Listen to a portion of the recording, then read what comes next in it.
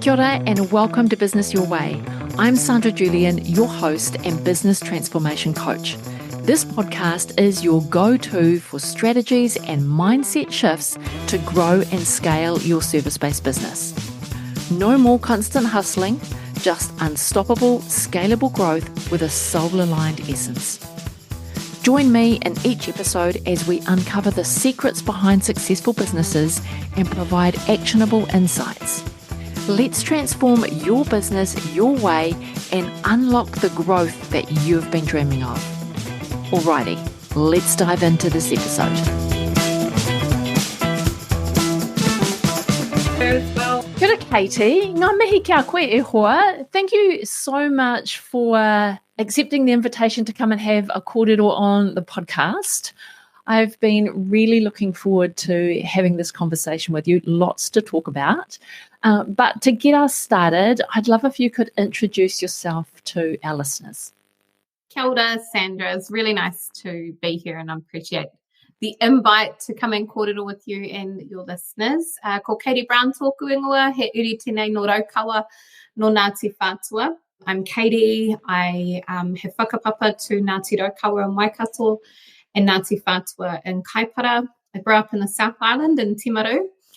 And my mum's side is Irish and Scottish. So I've got whakapapa across the motu and across the world as well. I am the kai whakahaere or the CEO of Social Good and of Te Hapori Matihiko. Nice. So let's go back a little bit and talk about your business journey. Like, where did you start in order to end up where you are today, leading 3 businesses? And I want to get into all the juicy pieces about each of those businesses. But let's just start with the backstory of how you got here. Okay, so I came to Wellington to do a degree in marketing and management. And while I was there, I worked at Trade Me. So I did my degree during the day and Trade Me at night. I have always been entrepreneurial. So back when I was, I must have been 16, 17, I decided I wanted to go to Canada and live there for a year and study over there. So I ran parties at my dad's house and charged people to come to the party to raise money to go to Canada and study over there. So I think it's been in my blood to want to build my own money, to create things, create enterprises. I had two really supportive parents who were just like, yeah, go for it. Yep, you can do that. Obviously, my dad let me have parties at his house to make money. So when I went to Wellington to Victoria University to study, I had in my head that I wanted to start an events management company, and I had to go to university to learn how to run events and how to run my own business. That was my thinking. And while I was working in Wellington, I was exposed to a whole bunch of really cool stuff. At Trade Me, it was technology, innovation. It was at the startup phase where, we were kind of making little changes on the website and seeing what happened. And it was a really good time to learn about technology. And it was also the start of social media as a business. So it was Twitter back then. And I got my hands on the Trade Me Twitter and I was like doing customer service and I really enjoyed it. And so then once I left Trade Me, I finished my degree, worked there for a few years and developed my skills. I moved into a web development place that built web apps and websites and for mainly government clients. And then I started doing social media strategy over there. And then I went to ACC and I went there as a social media sentiment analyst, the first and last, I think.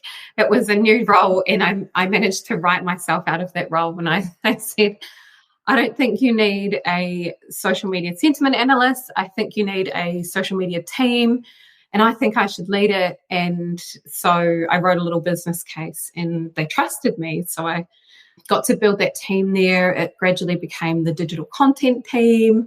We ran behavior change campaigns, hundreds of them all the time. And that's really where my drive for using these marketing skills, which can be used for bad, they are used to manipulate people, and I felt really uncomfortable about that they can be used for good things. And that actually, that's where it felt really good for me, is to go, okay, I've got all these marketing skills and communication skills, and they can be used to make people's lives better. And so when I left ACC, I started my own company. It was actually in partnership with this other guy, and we called it Social Good. And it was around, at the time, it was around creating a television show to support rangatahi who were not in work or employment. And then COVID hit. So we did that for about a year, and then COVID hit, and the decision really was, do we continue on this kaupapa? I got pulled into the all of government response to run. I helped set up Unite Against COVID, and then ran all of that. And so I was in the thick of it, and I was like, this isn't going to stop in a couple of months. This is going to be a couple of years. So we made the decision to separate in terms of our business partnership. And my only thing was, I said, you keep the funding for that kaupapa. I just want the name, because it talked about, I made it up because it represented the mahi that I do, which is around using social media for good kaupapa. So that's how that became a thing. And then I think once I came out of the intensity that was running Unite Against COVID and the campaign and all of that, I had connected with a bunch of different people, including someone called Lee Timu, and him and I spoke on stage at a meta event, and we were like, oh, we need to do more for Māori in technology. And then we ended up applying for some funding through MB. We got the funding, and that's how we set up Te Hapori Mateko. So it's all been organic.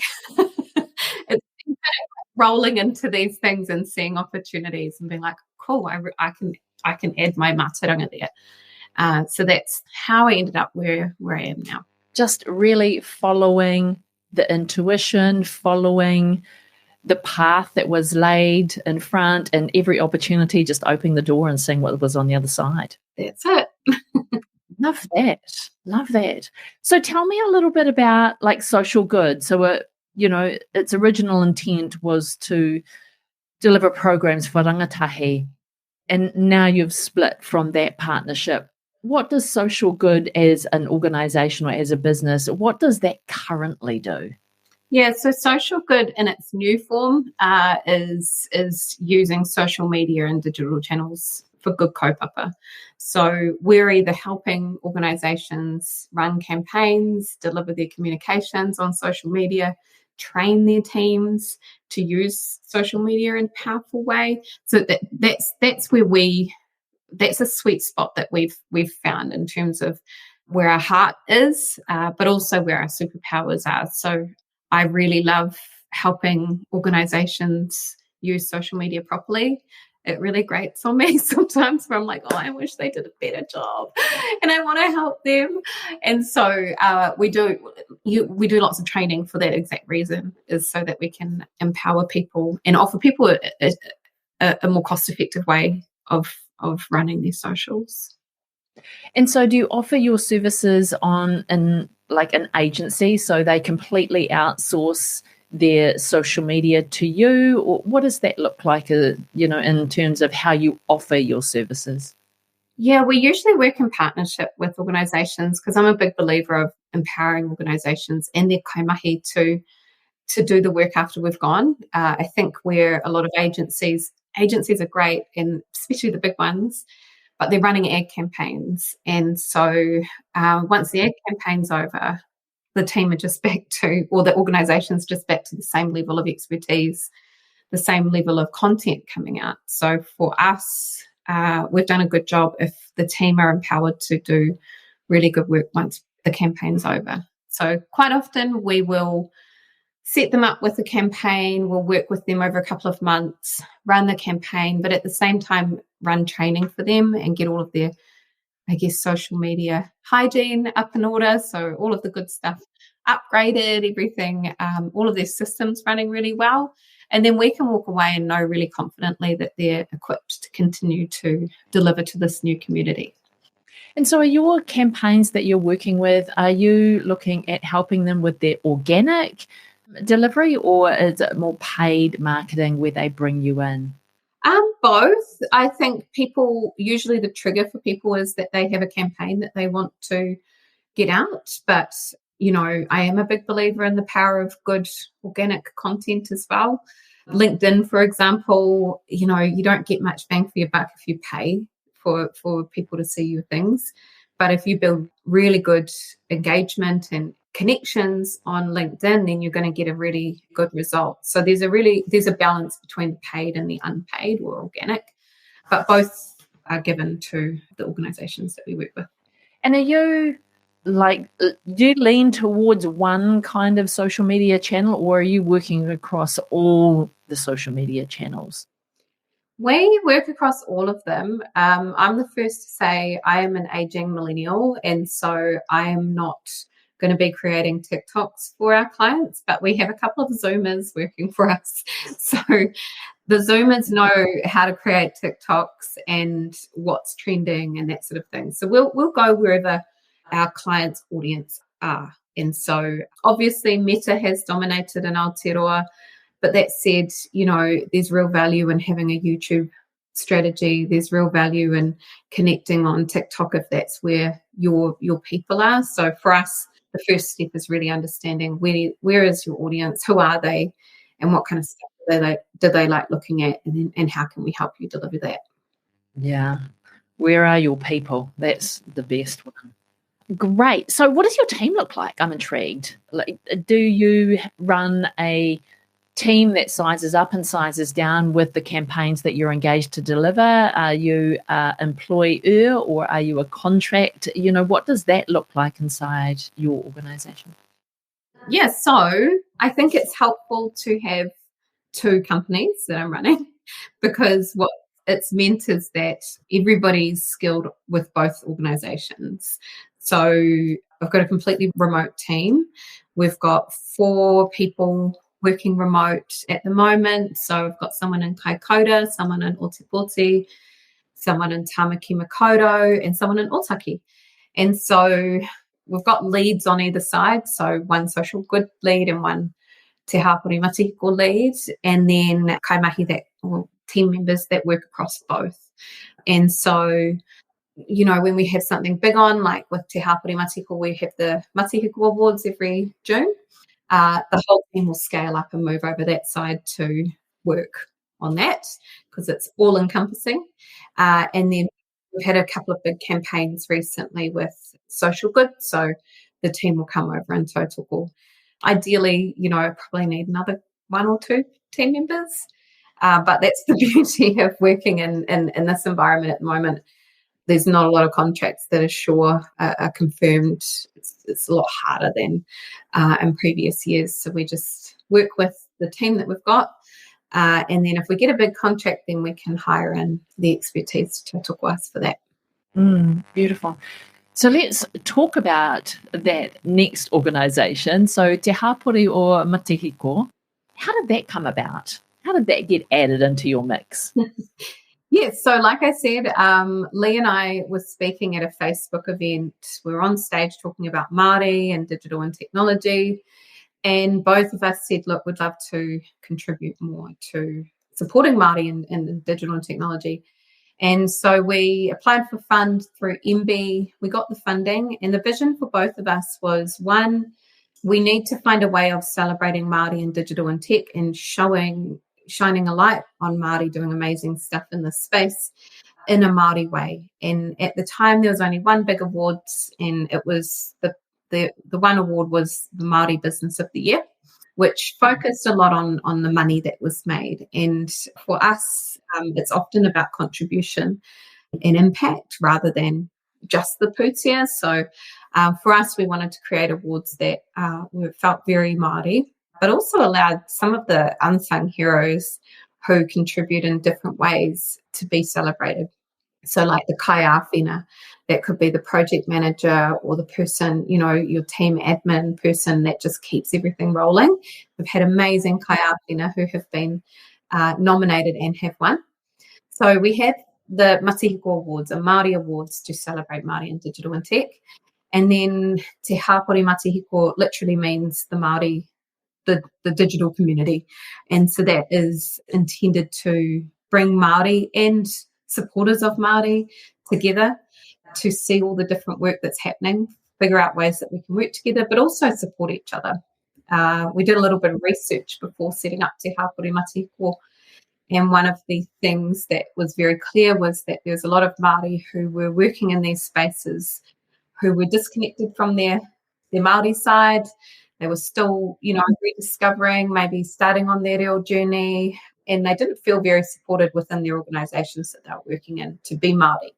We wanted to step in and be that support system for them. And so we started 2022, and with 0 people, and now we've got 1,066 members with Te Hapori Matihiko. We're really working on moving this dial on this percentage of Māori in the technology workforce, which is 5%, 4.8% actually. And so the big problem that we see is that there's all these digital services, all these digital things that are being made for Māori without Māori input. And even if we wanted Māori input, we don't have enough Māori in the pipeline to come in and work on these things. So for us, we're like, right, we need to show our rangatahi what's possible through the awards, through showcasing our amazing kaimahi Māori in technology, and then we need to support them once they're in their work as well, and support non-Māori organisations to create welcoming spaces for Māori who, to say, hey, we do actually want to work for your organisation that looks like a really good organisation that aligns with my values. So Te Hapori Matihiko, is it a membership organisation where people join and become members, or is it more like of a community and anyone can come in? Like, what does that business model look like for Te Hapori? Yeah, so it is a membership organisation. We haven't actually charged for membership yet, and that is something that we need to explore to become sustainably funded. We are funded by the Spark Foundation, and we have got 3 years of funding from them. We're in our first year, and that was amazing. That gives us a solid base to work from in terms of paying for our operations. The awards, we get a little bit of money from our sponsorships. So the awards pretty much pay for themselves, and then if we get some amazing sponsors, then there'll be some money that goes into our operations afterwards from that.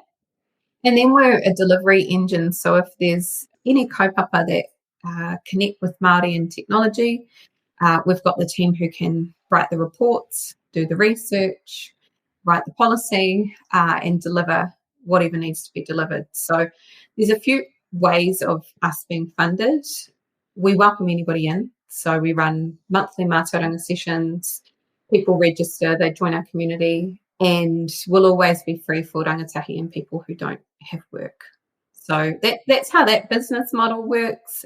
It's been exploration. We got funded up front, so it gave us a bit of a head start, I think. And now we're like, right, if our funding ran out tomorrow, how will we keep this going? Yeah. Yeah. And that's always a really good question to ask, right? Is if we didn't have this funding, then how could we be self-sustainable? That's probably going to come somewhere down the track, I would say, Yeah, it's definitely sitting there. And it's the reason why I am not 100% on Te Hapori Matihiko or 100% on social good. It's because, we don't have enough funding to pay full-timers over at Te Hapori Matihiko. And I also love working on both kaupapa, so it's important. But yeah, these are the challenges that come with setting up something new, figuring out how to fund it, figuring out what an appropriate level of funding is to pay yourself and all the other different things. And yeah, and being a kaupapa driven organization, you always have that little sense check of, is this good spending of this pūtea that's made to, has been put aside to achieve this goal. So there's a level of scrutiny that you give yourself. Yeah. And so what was that challenge like from that moment that yourself and Lee had that idea? Did you go looking for that funding, or was it more like just the more people you talked to and spread the idea, then you got pointed in the right direction? Like, what did that look like as the first challenge to get Te Matahiko off the ground? So the funding from MB triggered us to come together. So I messaged Lee and we both knew about the funding. And I said, hey, this is what I'm thinking. Should we join forces and pitch together? And that's where that came from. So, he was really keen on the awards. I was keen on building community. We came together and then we did our research with groups of people who we were connected with, Māori who were already in technology, just to sense check a bunch of the assumptions that we were making. And that fed into our response to MB. So that basically built our business plan for the first year. And obviously things don't go as you think they'll go in the business plan. And so we've just adjusted. Lee decided to step back after the first year to pursue a treaty claim. And that meant that we rejigged everything because he had also set up Te Mataro, which is the Māori Tech Association. So we did a little rejig of Te Hapori Matiko Te Mataro, and that's how we came up with Te Ao Matihiko, which is the parent company for those two organisations. So, right. Yeah. Okay. So now I'm intrigued, like Te Ao Matihiko, a parent company for Te Hapori or Te Matihiko? Yeah, it's the parent company of Te Hapori Matiko and Te Mataro. Right, okay. Yeah, so Te Mataro is more our policy and research arm, and Te Hapori Matiko is our community and events. Yeah. Okay. And so Te Mataro have a completely different team and they do their thing? Yeah, so they've got a board, they've got 3 people who came through from when they stepped back, and they don't operate in the same way that Te Hapori Matiko operates, in that we have a team that are working all the time, every day. They are more as a kaupapa or a project comes up, they'll come together and work on it. So it's just a slightly different way of operating. But yeah, the Te Ao Matihiko is really just the official way of bringing those two organisations together and saying, okay, you do that, you do this. Right. Yeah. Right. Like, that sounds complicated. It is, yeah. Yeah. What challenges does that throw up for you? I think bringing two very different organisations together who have been on different paths and trying to align them, that's been a real challenge. For me, it's chasing down all the pūtea, so who's been paid what's, for me, I need to have the full view. And so that's been another challenge, is just understanding what commitments have been made and then how we can try and streamline things so we're not duplicating any work. Another part of what happened with bringing the two kaupapa together was that a board was formed for Te Ao Matihiko.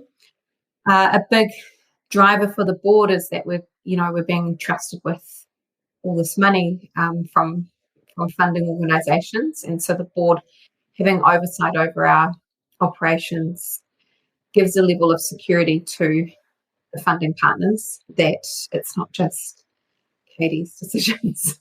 And it's given me a lot of relief in a way, so that it's, because you're kind of on your own a lot of the time with running these things, especially startups, and you don't really know if that's the right thing to do because it's brand new and it's nobody's done it before.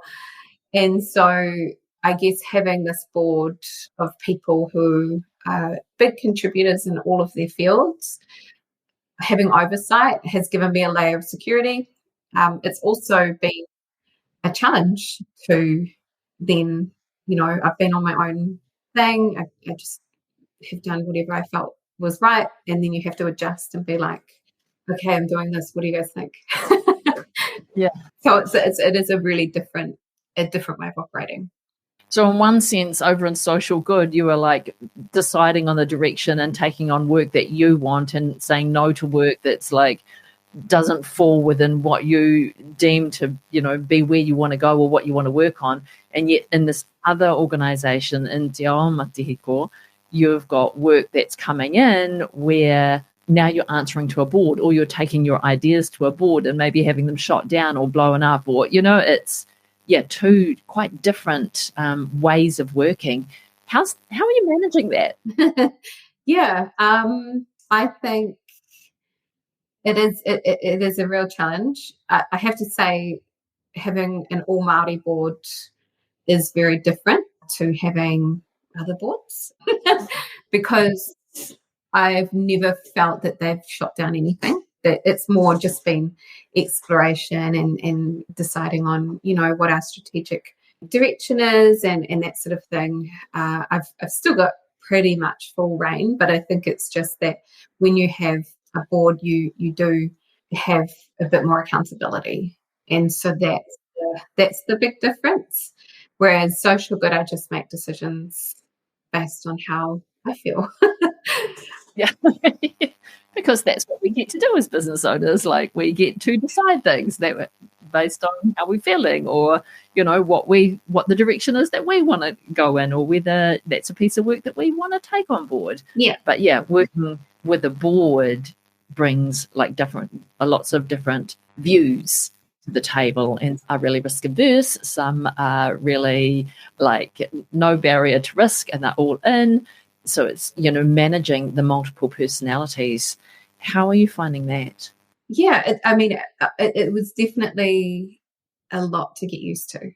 I think I've never had to work under a board before, I don't think, in a role of CEO. So I've been on boards, and so I've been on the other side of things. And I think now, being as a CEO, I kind of understand that there are challenging dynamics that occur with having a board and having a CE.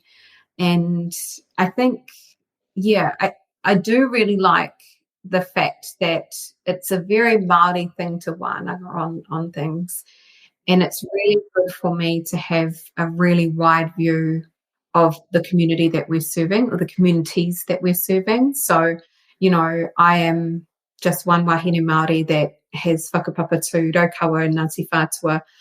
I have a certain perspective on the world, and all of my life experiences colour that, whereas all of them have all different knowledge and contribution. So I do think for this kaupapa, for a not-for-profit kaupapa, I think it's important to have a steering group or a group of advisors who are able to wānanga on what's best for the wider community, and making sure you've got a really good spread of, geographical and also knowledge on that board. But I do understand all of the different raru that happen with boards as well. So I see the value, but I also understand where little bumps can occur as well. Yeah. This is very different being in operations and on the tools and delivering all day, and then, having like a monthly meeting and saying, what about this? It's a different position. Yeah. I wanted to jump in here really quickly and ask you for a big favour. If you are loving this podcast and this episode, I would be grateful if you could share it with a friend. Or even better yet, jump over onto Instagram and share it on your stories. Don't forget to tag me. I'm sandrajulian.co. That really is the best way for others to find out about this podcast, and I thank you in advance. Alrighty, back to the episode. So how are you managing? So you're a busy lady. you've got your own business with Social Good, you've got Te Hapori o Matihiko, and you're also CEO of Te Ao Matihiko. How are you managing all three organizations in one day? Okay, well, what a normal day looks like for me is that because we've got a remote team, we meet on Zoom, actually Google Hangouts, 3 times a week at 9 a.m. And so that's our check-ins. We plan the week on Monday, we do a check-in on Wednesday, and then we wrap things up on Friday. We always start with karakia and we close with karakia at the end. We start with karakia at the start of the week, we close with karakia at the end of the week. Because we are a remote team, we use all the tools, all the online tools. So we've got like a Facebook Messenger group that we send little updates, or, the team sends copy to check, all of that. So there's back and forth all day. I use Trello. Trello is my essential tool for managing all the different things that are happening. We use it as a project management tool. So any work that we have in hand has its own Trello card, has someone assigned to it, and has a date of delivery. So we have a really good read of how things are playing out. I think the other thing that's probably worth mentioning is I was diagnosed with ADHD probably a year and a half ago. And it has been my superpower because people with ADHD can work on many things. The Māori word is aroreretini, so mind on many things. And I think that's the reason why I can work on so many different kaupapa all at once, because that's the way the ADHD brain thrives, is working on heaps of stuff. And the path to completion is not linear for us. So you might do a little bit of work here, a little bit of work here, a little bit of work here, but we thrive on having timeframes. So if something's due, and this is something I've learned how to work with. If I say to a client, I'll get it to you by Friday 4 p.m., I've just set a deadline. And so for my ADHD brain, I'm like, great, I'm able to deliver that by that date because I've set a time. And whereas if you have a really wide scope, that doesn't work that well with people with ADHD brains. We've got to have some sort of drama. Some sort of boundary. Yeah. A nice little boundary to work within. Yeah. So that's how I do it.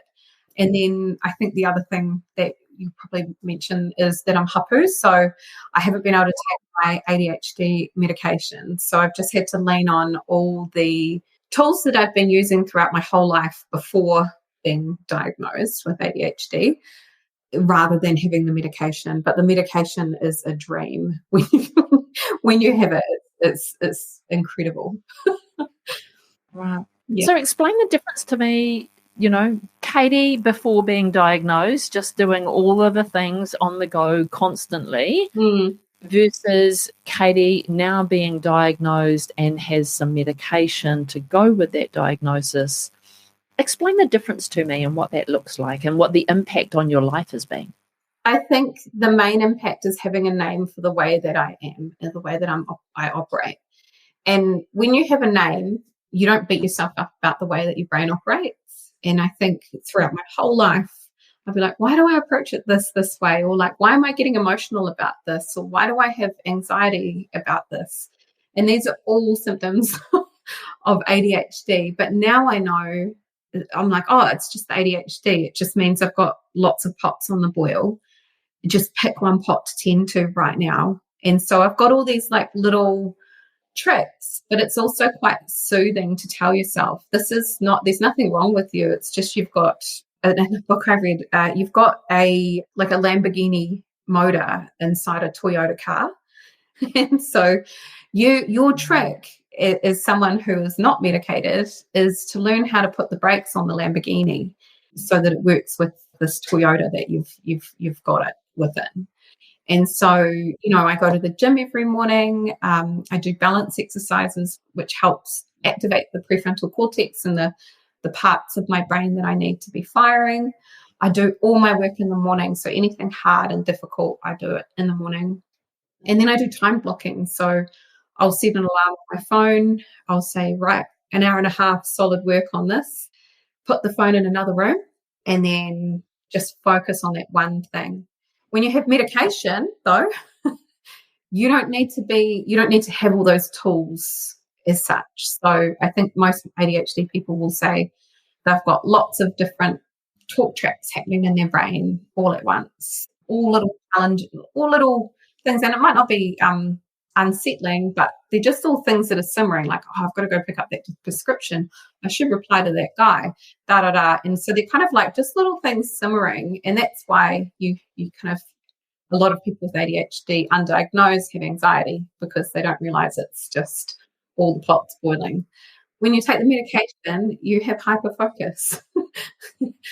I could not believe it. I was like, is this how everybody operates? And so like I talk about all the pots boiling, you might have 10 pots boiling, and you'll just go, right, I'm going to tend to this pot, and then I'm going to do the next pot, and then I'm going to do the next pot. Whereas ADHD brain, you'll have little intrusions, and then you'll go over to that one, and you'll go, okay, cool, this one's being looked after now. So, yeah, unmedicated, you have to use a few tools to help your brain out, but you can be sympathetic to yourself. And then medicated, you can have hyperfocus, but it does mean that when you're medicated, you might not have those big, wide, expansive, dreaming things that you might be known for. And so there's a really nice balance between using that superpower or that really, strong brain for big dreaming, big planning, wide, expansive thinking, with all of the different things considered, and then being hyper-focused. So what does that look like for you now that you're hapu? So now you're pregnant and can't take the medication.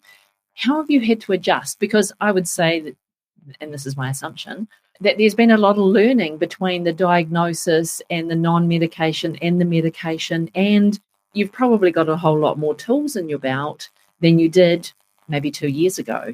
So what does this look like now you're, being pregnant and not having medication?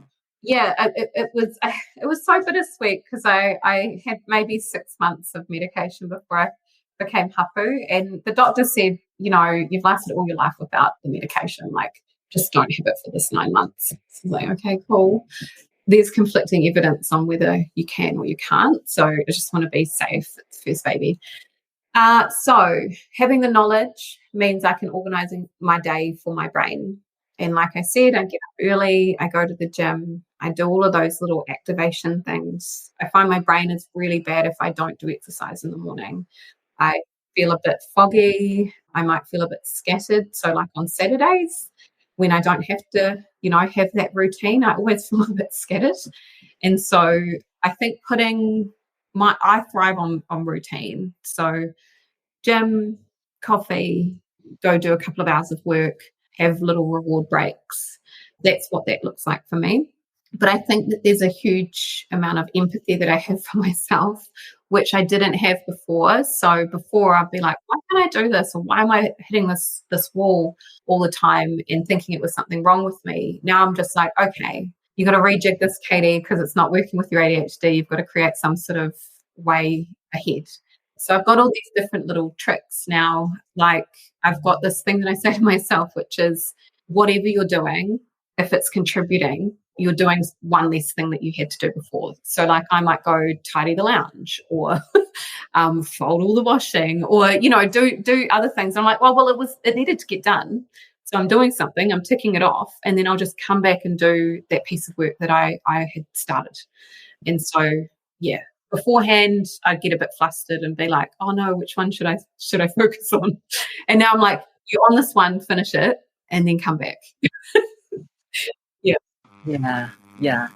I think it's when we give ourselves the graces, it's, even if you didn't have a diagnosis, it's still look, let me just give myself some grace to go do that, and I'll get that done, and then I'll come back.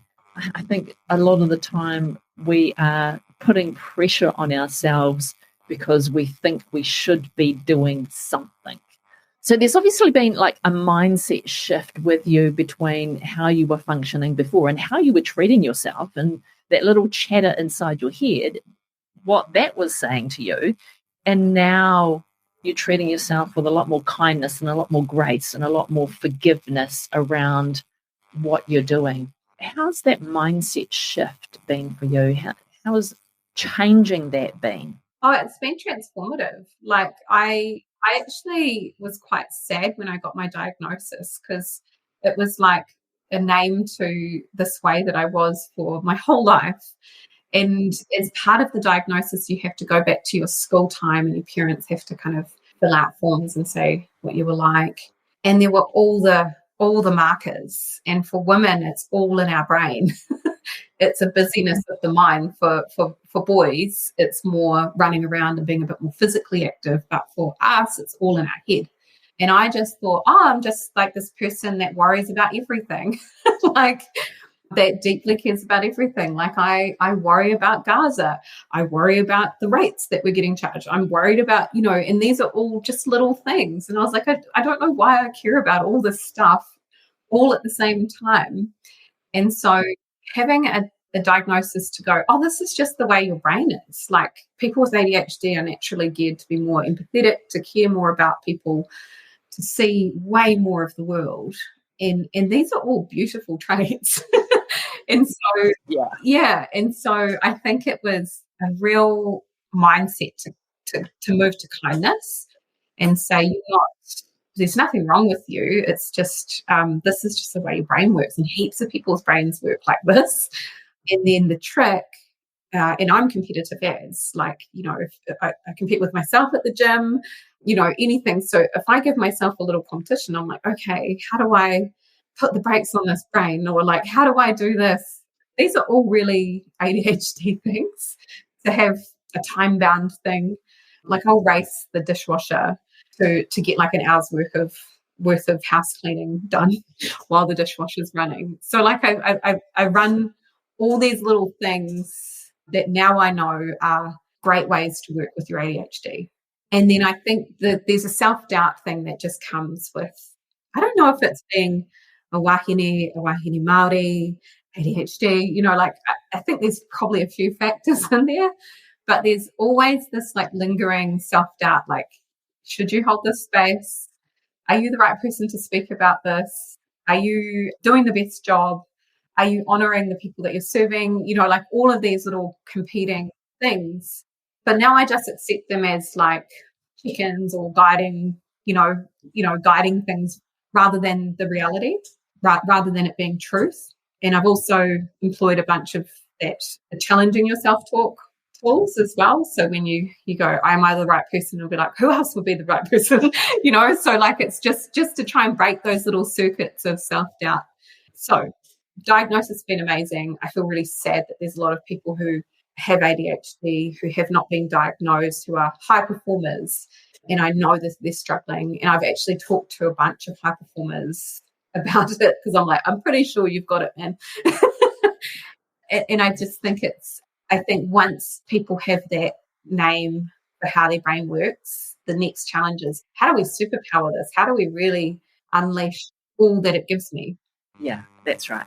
And on all of my learnings and journeys, I'm like, no one is the same. So we all have this little self-doubt, this self-chatter that's in our head that is always doubting what we're doing, doubting whether we're any good at it, doubting whether we should be doing it or shouldn't be doing it, or measuring ourselves against somebody else. I think that is a very human thing to do. It's just finding the tools and mechanisms to balance that out. And I've definitely had all of those things across my journey in life and in business. And it's probably at this point that I'm being a little bit kinder to myself around balancing that out and not beating myself up so much around that self-doubt and just putting yourself out there for what you are capable of. And you'll be drawn to the people that want what you have, or you will repel the people that just aren't a good fit for you. And at the end of the day, that's good for everybody. We don't have to please everybody. And it took me a while to learn that. Yes. Yeah. People pleasing.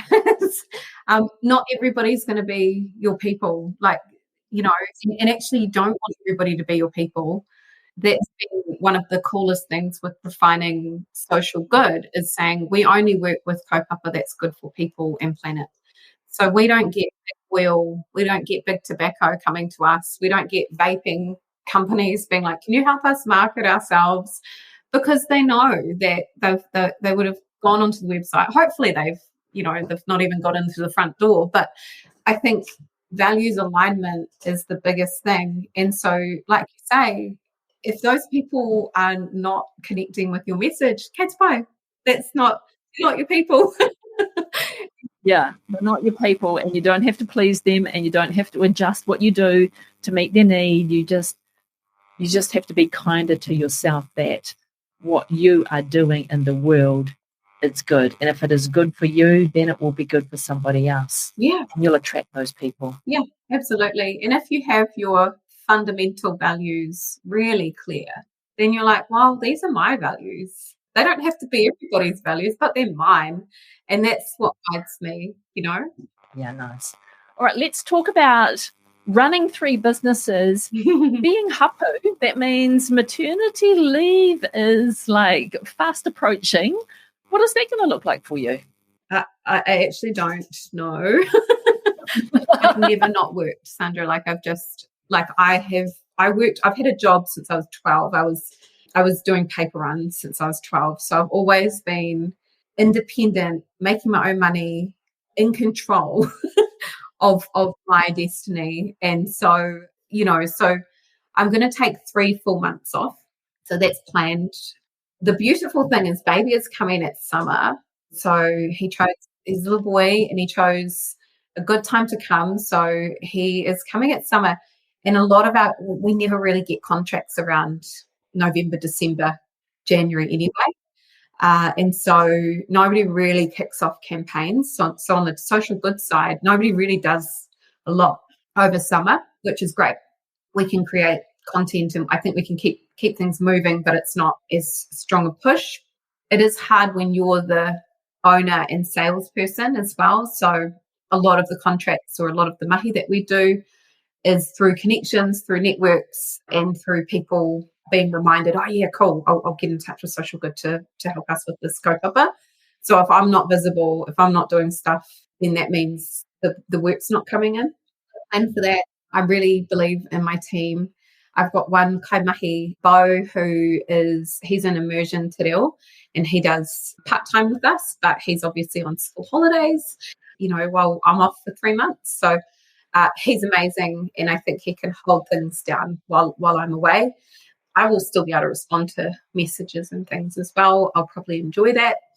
On the Te Hapori Matihiko side, it's similar, but we'll be doing more events and things, and Lee's probably going to come back and help out during my 3 months. So the challenge for me will be taking those 3 months, and then I plan to come back, part-time at about 3 months. But look, I don't know what baby's going to be like. He could be really chill. He could be different and need more. I might enjoy just being full-time mama. So I need to plan for all possibilities. But I'm planning for baby to just sit in his wahakura next to me at work and sleep, and then I'll do work and it will just be very easy.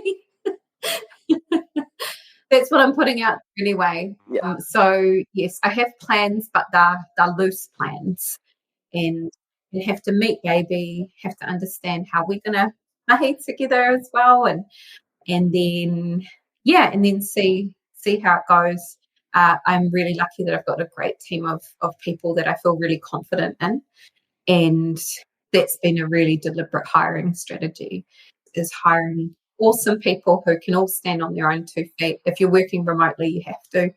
And then, another little fun thing that we've done is, I haven't built them yet, but I'm building custom GPTs in our brand voice. So there'll be a social good GPT so that the team can just run through their copy and check it against all the other copy that we've written that gets into our brand voice.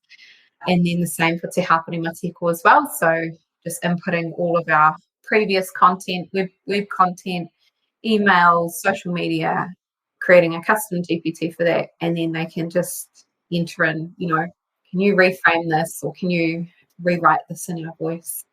So that's just a little cool thing that's popped up out of me having to leave. And I do a lot of the checking of the copy. So if we've got a robot to do the bulk of it at least, then that relieves me a little bit. I just did that. I just created a custom GPT because I've always told myself the story of I'm not good at English. I'm not good at writing. That's not my thing. I'm a numbers girl. You can give me a spreadsheet and numbers all day, every day, and I'll organize that into columns and rows and formulas and all the things for you and make it look pretty at the same time. And I'm good at graphic design. Like I can make things look pretty, and those two things are where I shine. But writing, I'm like struggle. And I don't know whether it's always been a story I've told myself or whatever, but I've just created a custom GPT with my brand voice, with my brand values.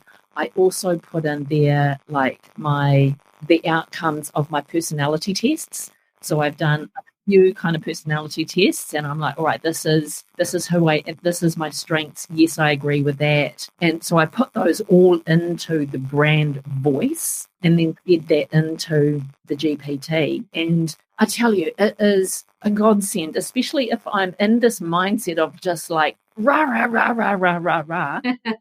I'll put all of my raw thoughts into the GPT. I'm like, can you turn this around for me and write me the content of this email that sounds like this? Yes. And it'll take all of my, almost my anger bossiness and turn it around to be a lot more softer and more empathetic. And I'm like, thank you. That would have taken me hours to come back and forth and back and forth and back and forth to get to the point where I feel happy to hit the send button. It's been a real good tool for me with the ADHD thing as well, because you can I don't know if it's ADHD, it could just be the way that anybody works, but you get into those little mind blocks and then you can't get out of them. And so if you put it onto GPT and you say, can you reframe this? Can you drop it down to 100 words? And so it's still keeping your voice, but it's helping you rethink it or get out of that circular thinking.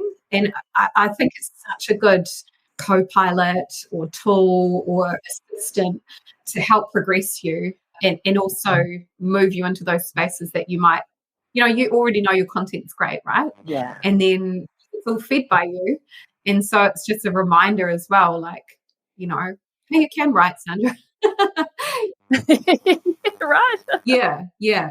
I think it's such a business owners that are utilizing these tools will see so many efficiencies. Just saves me so much time. And sometimes it actually gives me that mindset shift that I need, Yes. Especially if I'm having an adverse reaction to something and I just get it all down on paper, even if it's just bullet points, and then put it into the custom GPT and just say, can you just reframe this for me? I want to reply, and I want to reply with this intention, but this is what I've got so far.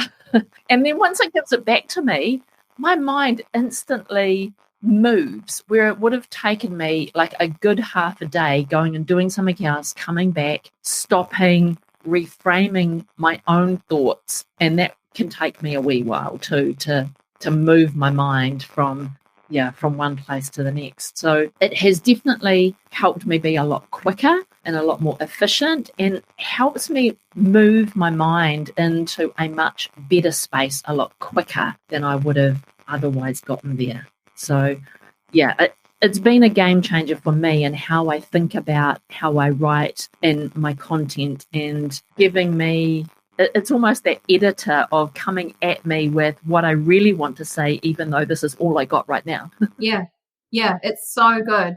I have a friend who is very straight up in the way that she communicates. She's so nice in person, but she can be quite the way she writes can be quite harsh. And so Sometimes it's me. Yeah. And so it's out of a need. I can do it too, because I write in plain English all the time and I'm getting the message out as quickly as possible. But it can come across as a bit, you need to put some nice stuff in there. And so GPT really helps you go, or helps people like my friend. You can go, can you soften this a little bit? Can you make it a little bit warmer? And it's really helpful for that. Yeah. But I really enjoyed the process of actually putting together that brand voice and thinking about the values that I had and the way that when I'm not rushed or when I'm not pressured, like what would I come out with anyway? And yeah, so my natural personality is to be curious, but to be kind and be a bit reserved and be a bit shy and be a bit considered. But then when I feel pressured or someone's pushed my buttons, I can just be retaliative, I could, be really fiery. So to actually go through that process of going, like, getting the input from your personality test that you do, and I did a lot of them because I wanted to see the similarities, and then putting that into that brand voice as well, I found that a great process to go through, to very grounding. Yeah. So, yeah. Really smart. Yeah, I really enjoyed that process as a whole. Beautiful. Katie, it's been such a journey, our conversation, and I've loved all the places that we've gone and all the things that we've talked about. Probably very unexpected from the introductions of let's talk about business.